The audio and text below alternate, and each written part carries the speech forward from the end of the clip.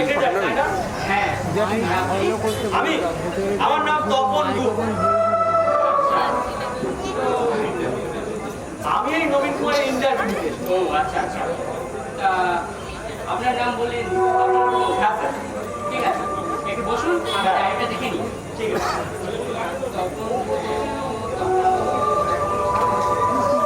না কই পাচ্ছি না তো। পাবেন কি করে স্যার? আমি তো অ্যাপয়েন্টমেন্ট নিয়েই আসিনি। আচ্ছা, তা আপনাদের পত্রিকার নাম কি? হ্যাঁ, আমাদের পত্রিকার নাম হলো চিত্রকথা। কথা না, এরকম তো কোনো পত্রিকার নাম শুনিনি যেটা সিনেমা পত্রিকা। হ্যাঁ, এই মাস দিনেই হলো বেরিয়েছে বুঝলেন। তবে হ্যাঁ, সিনেমা পত্রিকা হিসাবে এরই মধ্যে দারুণ পপুলার হয়ে গেছে। আর আপনাদের আশীর্বাদ যদি থাকে স্যার, তাহলে আর এই মাস তিনেক পরে স্কুল কলেজের পাঠ্য হয়ে যাবে। হ্যালো, হ্যাঁ সেক্রেটারি জনার্দন চাকরি বলছি। হ্যাঁ বুঝতে পেরেছি, রয়্যাল প্রোডাকশন থেকে বলছেন তো?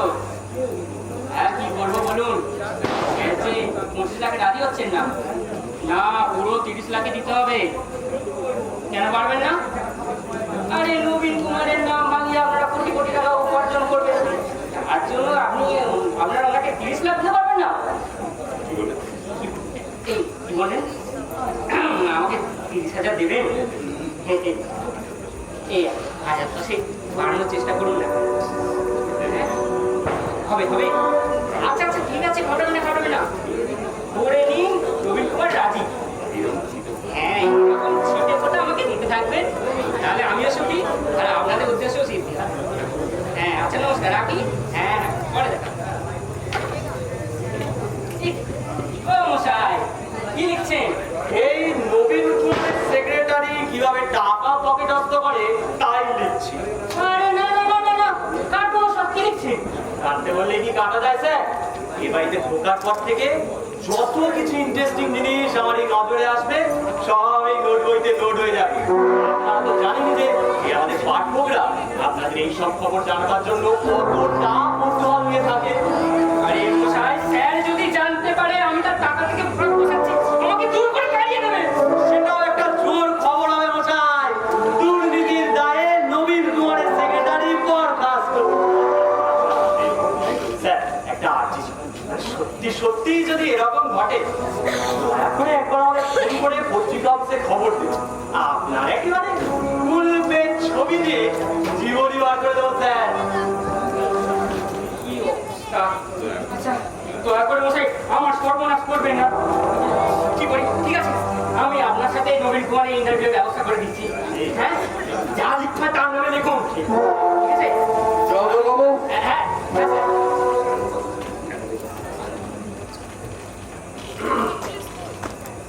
আজ আমার ফ্যানেদের কাছ থেকে কতগুলো চিঠি এসেছে? হ্যাঁ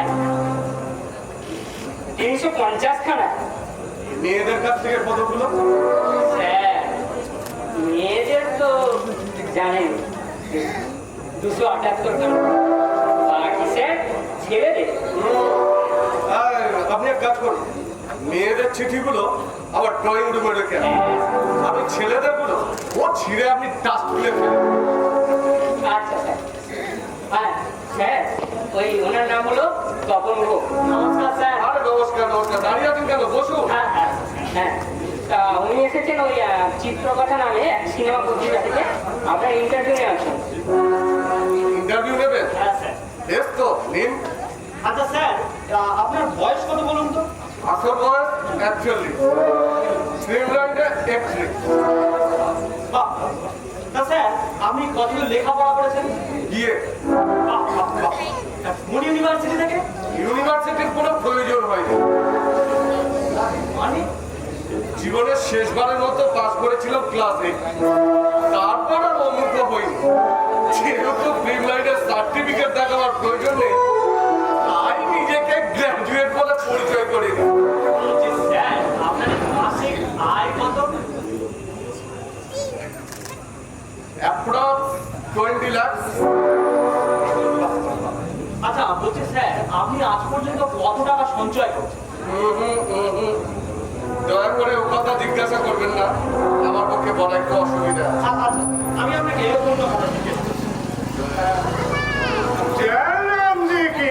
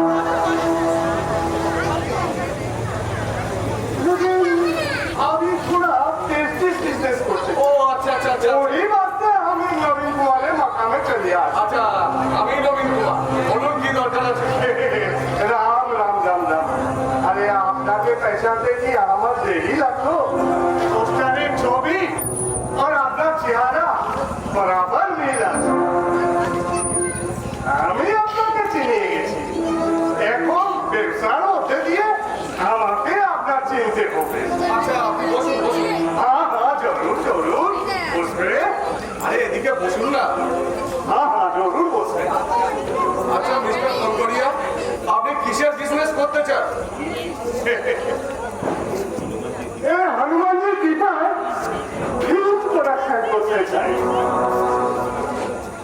আমার দেশে আমি सोच लिए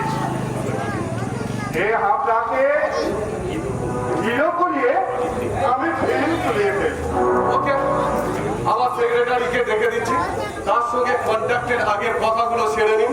আর এই সেক্রেটারি কা কি জরুরত আছে আমি আপনার সঙ্গে ডাইরেক্ট বাতচিত করে দিচ্ছি আর ডাইরেক্ট কথা বলবো, যেহেতু নিয়ম একটা করেছে সামান্য, এই সামান্য দু চারটে কথা সেক্রেটারির সাথে বলে নিন। আচ্ছা নিয়ম তো হবে এত বড় আর্টিস্ট আছেন আপনি এই স্যার, আমার কাজটা যে বাকি রয়ে গেল। আরে আপনি বসুন, আমি এক্ষুনি আসছি।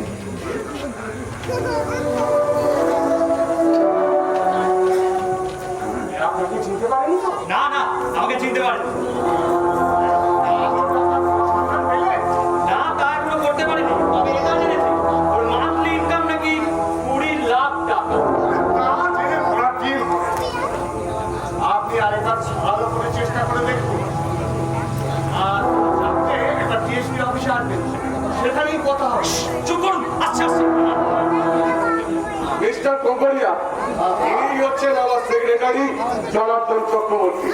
नमस्ते सेक्रेटरी साहब आपके साथ भी बात होगी এদিকে আসুন। আপনার আর কি কি জানার আছে? স্যার, আর অল্পই আছে বুঝলেন। আচ্ছা স্যার, এবারে তো আরো স্যাংটিভ প্রশ্ন বুঝলেন। ওকে, এই আপনি বিয়ে করেছেন? হ্যাঁ করেছি, তো স্ত্রী আমার সঙ্গে থাকেন। কিন্তু স্যার, আপনি যে এত টাকা রোজগার করেন, আপনার স্ত্রীকে কি সমস্ত উত্তরাধিকারী করেছেন? আরে করে লাভ কি? বলি করে লাভটা কি স্যার? প্রতি 6 মাস অন্তর আমাদের স্ত্রী করতে চান? তাই যা রোজগার করছি তার অর্ধেক ব্যাংকে জমা রেখে দিচ্ছি। কোন কোন ব্যাংকে টাকা আছে স্যার? আপনি কিন্তু লাইনের বাইরে চলে যাচ্ছেন তো বলবো। কোন ব্যাংকে কত টাকা আছে কোন সাংবাদিক আর্টিস্টকে জিজ্ঞাসা করে না। ভুল হয়ে গেছে স্যার। আরে আপনি আবার মুখে দাঁড়ালেন কেন স্যারজি? ব্যাংকের কথা শুনিয়ে আমার দিলটা ধড়াক ধড়াক করিয়ে উঠিল আমার भी ব্যাংকে কোটি কোটি রুপিয়া আছে ভয় লাগে কখন ব্যাংক ফেল না করিয়ে যায় জয় রাম জি फिर बात शुरू करें বসেন, বসেন। আচ্ছা স্যার, যেটা বলছিলাম, তা আপনি এখন কতগুলো সিনেমাতে কাজ করছেন? মোটর 7 বাহ, তা একটা সিনেমাতে কত টাকার কন্ট্রাক্টে কাজ করছেন? অ্যাপ্রক্স 15 লাখ। তবে অন্যভাবে অন্যভাবে কিভাবে স্যার? না থাক, সব কথা বলা ঠিক নয়। কেন ঠিক নয় স্যার? আপনি তো জানেন, বলেন আমাদের এই পাঠকরা আপনাদের এইসব খবর জানবার জন্য কত টাকা কৌতূহল নিয়ে থাকেন। পাঠক দেখছে আপনার কৌতূহল বেশি মনে হচ্ছে। আরে আপনি বারবার ওইদিকে তাকিয়ে কি শুনছেন বলুন তো? रुपया के बारे में सुन ले हमारे कांटा भी मैग्नेटेर মতো ওই দিকেই চলে যায় জয় রাম जी की फिर बातचीत शुरू करें স্যার, আপনাকে আর বেশি বিরক্ত করবো না, বুঝলেন তো? ওকে, আমি ভাবছি আপনাকে আর মাত্র একটি প্রশ্ন করব। বলুন। শিল্পীর সততা সম্বন্ধে আপনার কি মত? আপনার প্রশ্নটা আমি ঠিক বুঝতে পারলাম। স্যার, আমি বলছি কি, এই ধরুন আপনি যে এত এত টাকা রোজগার করেন, সেই টাকা রোজগারের জন্য কোনো বেআইনি কাজ করেন কিনা? দেখুন, আপনি লাইনের বাইরে চলে যাচ্ছেন। স্যার, আমি না ঠিক মতো গুছিয়ে প্রশ্ন করতে পারি না স্যার। আপনি সত্যি সাংবাদিক তো? হ্যাঁ স্যার, ইয়ে স্যার, বেশ স্যার, বেশ স্যার, বেশ স্যার। नहीं नहीं हमें अपना कोई बात सुनना ना सेक्रेटरी साहब আরে মশাই, আমি তো আপনাকে কিছুই বলিনি, শুধু শুধু চলে যাচ্ছেন কেন? কি জানি আমার খুব রাগ হইল আমি খুব গোসলা হইলাম কিন্তু কেন? কেন হলো আমি জানি না আমার মাথা খুব গরম হয়ে গেল অভিবাসে আমি খাড়া হয়ে গেলাম গোসলা বাড়িয়ে গেল অভিবাসে হাঁটিয়ে চললাম আসিয়ে গেলাম। ভালোই করেছেন। একটু অপেক্ষা করুন, আমি রিপোর্টারকে ছেড়ে দিই। হ্যাঁ স্যার, এবার ভাবছি অনেক তো প্রশ্ন জিজ্ঞাসা হলো, আমরা একটা ফটো ও শিওর, হয় না?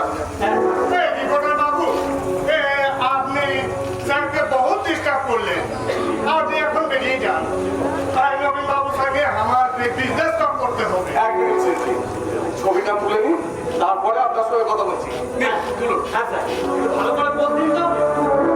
দাঁড়ান। হ্যাঁ, এদিকটা।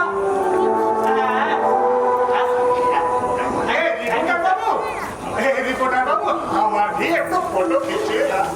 हमें भी फिल्म तुले, আমি বিলাতকে ঘুমকে আসবো। হ্যাঁ, যখন ঘুরে আসবেন ও তখনই তুলবো।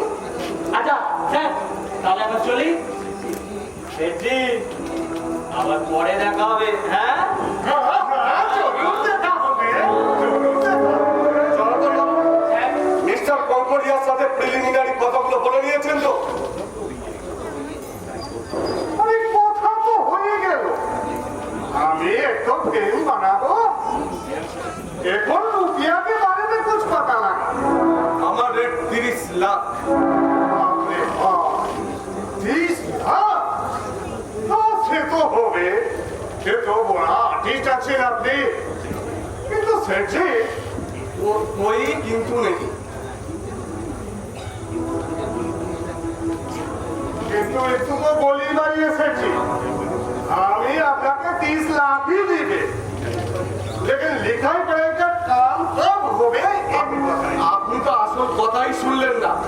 15 লাখ আমি লিখে পড়ে নেব, আর বাকি 15 লাখ আমাকে ব্লাক মানি দিতে হবে। অর্থাৎ সেই 15 লাখ কাগজ কলমে না লিখে আমাকে দিতে হবে।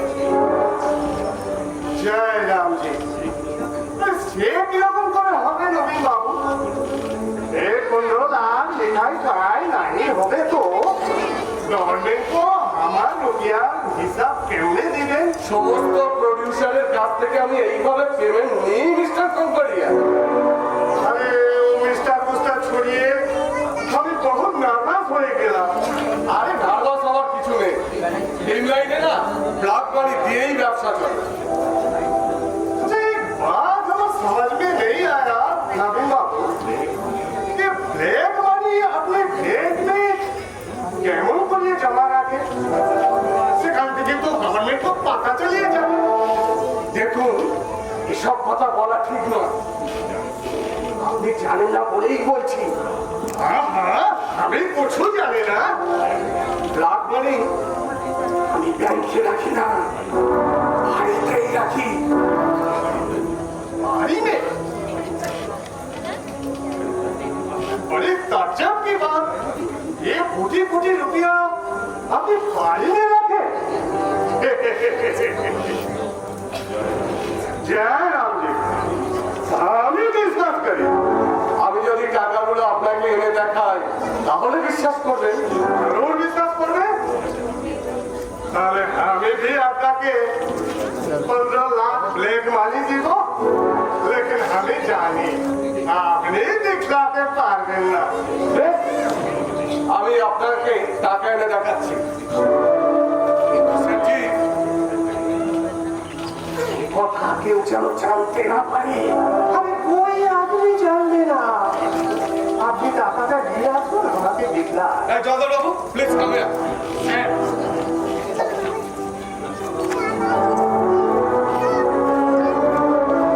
ঠিক আছে স্যার, সব ব্যবস্থা করে দিচ্ছি। আমাকে ছিপাকে কি বাত বললেন বাবু? আরে ভয় পাওয়ার কিছু নেই। আরে ভয় কিসের আছে? আরে, আহা, আপনি দাঁড়িয়ে আছেন কেন?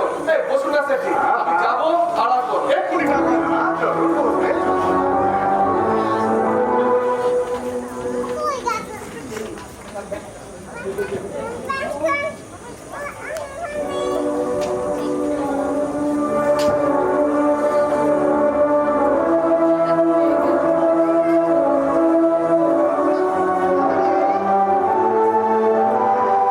টাকাগুলো নিয়ে এলাম শেঠজি। बहुत अच्छा काम किया है। देखला আমাকে দেখলাম।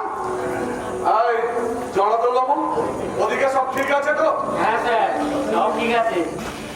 কি ঠিক আছে নবীন বাবু? আরে বাইরের লোক যাতে ভিতরে ঢুকতে না পারে না, তার জন্য থেকে তালা লাগিয়ে দেওয়া হলো। यही काम आपने ठीक किया है। जमाना बहुत खराब, चोर डाकू भी आते पारे। তাহলে এবার টাকাগুলো দেখায় আপনাকে। हाँ, दिखला दिखला দেখুন। टाकाগুলো दिखला।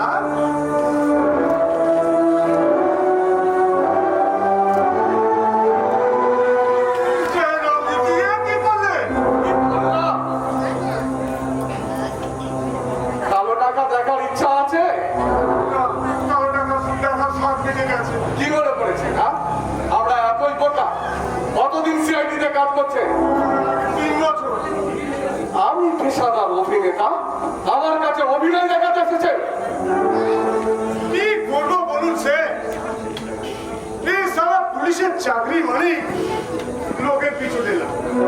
তাহলে আপনার মতো একজন সৎ নাগরিক, সৎ শিল্পীর বাড়িতে কখনো গোয়েন্দাগিরি করতে আসে? স্যার, আমার গোয়েন্দাগিরি তো অনেক হলো, এবার যে আমি আসতে পারি তাই বলতে কি হয়?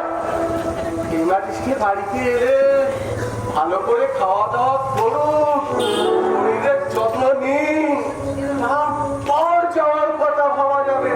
হ্যাঁ, জানো বাবু, পিস্তল ধরে দাঁড়িয়ে থাকুন, আমি আসছি। আমাদের অতিথির জন্য বন্দোবস্ত করতে। আচ্ছা, উনি কি সত্যি সত্যি আমাকে মেরে ফেলবে? তাই তো মনে হচ্ছে।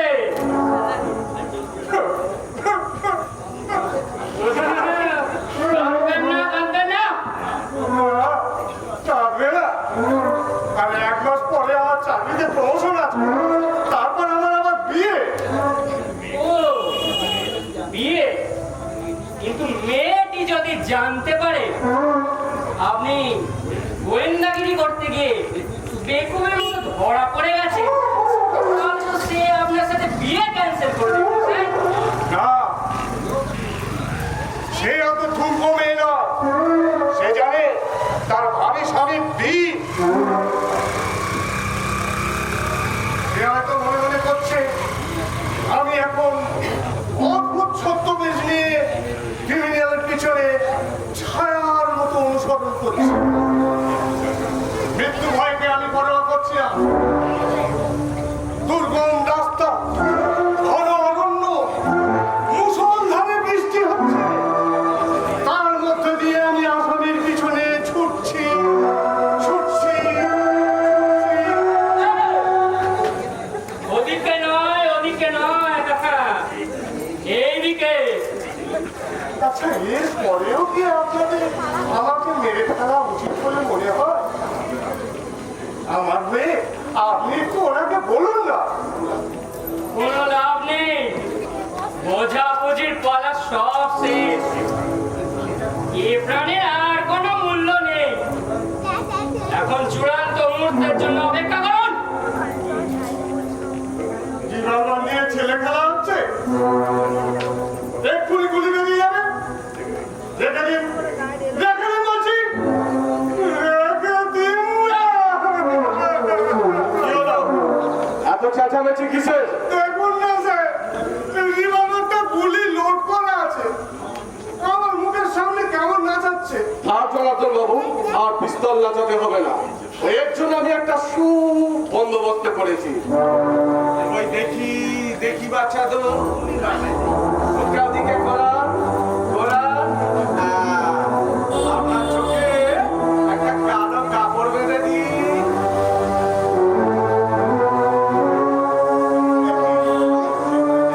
আমার চোখ পাচ্ছেন কেন? আরে কালো টাকা সাদা চোখে দেখা যায় না তো, তাই চোখ বেঁধে চোখটা অন্ধ করে দিয়ে কালো ঘরে নিয়ে গিয়ে আপনাকে কালো টাকা দেখানোর ব্যবস্থা করছি। আমি আর কালো টাকা দেখতে চাই না। কালো টাকা দেখার স্বাদ আমার মিটে গেছে। তাই বললে আমাকে এবার রেহাই দিন। তাই বললে কি হয়? আচ্ছা আচ্ছা, বলুন তো কটা আচ্ছা, এবার বলুন তো কটা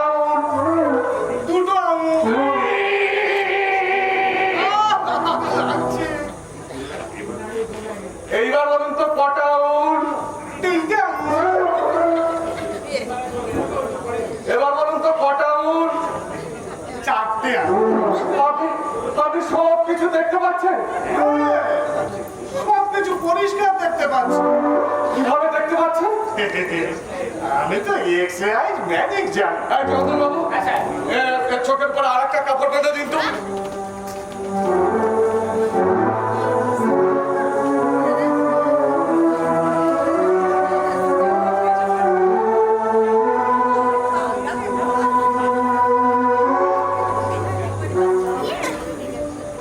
স্যার এবারে টেস্ট করে দেখুন।